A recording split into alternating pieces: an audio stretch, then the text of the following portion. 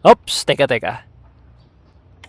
Ayan, pwede na. 5 bagay na huwag mong gagawin kapag gagamit ng portable jump starter. Huwag gamitin kapag lobat na. Bago gamitin, full charge muna. Huwag ipwesto ang jump starter malapit sa moving parts gaya ng mga fan o belt. Ilagay ito on a stable surface sa engine bay. Huwag pagbaliktarin ang koneksyon, siguraduhing red clamp sa positive battery terminal, black naman sa negative o bare metal part. Kapag smart clip ang gamit, huwag subukang paandarin kung nagfa-flash pa ang red at green light. Hintayin munang mag-steady green light gaya niyan bago subukang start.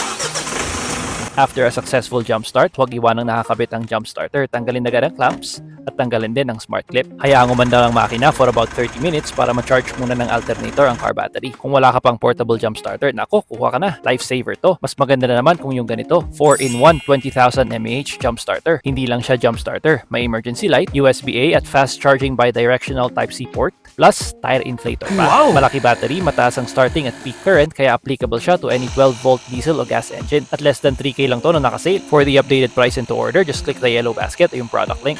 Drive safe and God bless.